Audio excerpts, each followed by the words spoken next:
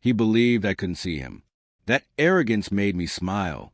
He tucked a manila folder into my desk while pretending to borrow a stapler, fingers trembling beneath a practiced grin. I watched him leave, the tap of his expensive shoes shrinking down the hall, and did nothing to stop him. I didn't have to.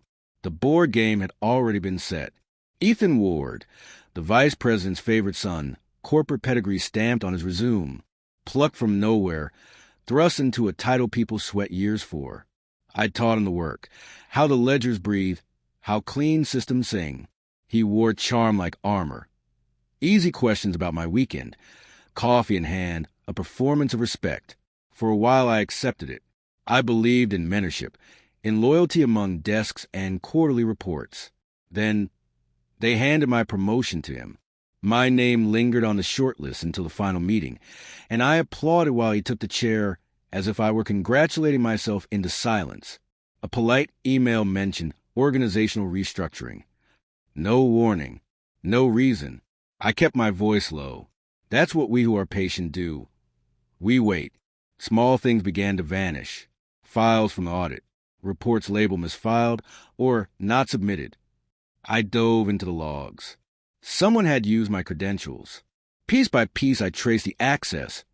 Ethan's digital trail, clumsy and arrogant, hidden under corporate firewalls he misunderstood. He hadn't erased his prints. He assumed he wouldn't be suspected. He'd been building a narrative that pointed at me right before the financial review, a perfect setup for a scapegoat. His father's name would shield him. It wouldn't save me, so I went quiet and precise. I gathered every scrap. Access timestamps, memo drafts, late-night badge swipes. I documented him, his late returns, the terminals he used, the emails he left half-deleted. I copied metadata, reconstructed his moves. I even left a few intentional anomalies that led straight back to his workstation. People mistake the silent ones for harmless. That's their fatal miscalculation. Then I created the temptation. A mock report about unauthorized wire transfers, convincing enough to alarm, fuzzy enough to resist easy verification. I signed it with a forged hand and tucked it into my drawer, partly visible, not blatant. When Ethan came by with that smooth, practiced grin, he noticed. He waited until my gaze slipped away and slid the folder into his own briefcase, as if burying something priceless. He never checked. He never looked at it twice. An hour later, compliance arrived with their stoic faces, then security, then police. An anonymous tip had flagged potential document tampering. They asked Ethan to open his bag.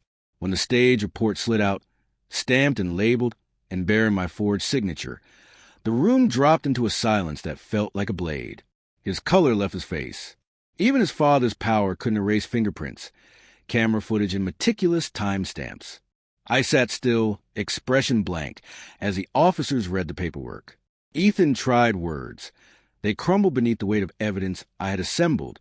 They led him away past the desk where he used to lounge and boast about his climb. He didn't glance back. 2 days later, the vice president stepped down, citing family matters. Ethan faced charges, tampering, internal fraud. The cameras, logs, and metadata I preserved did what privilege could not. My name was cleared. The promotion was returned. But the victory fell hollow in the way carefully fixed things sometimes do. Titles meant less to me than they had before. Revenge, I learned, wasn't a flare of fury. It was a slow, exact correction, a quiet rerouting of a crooked balance until it sat level again.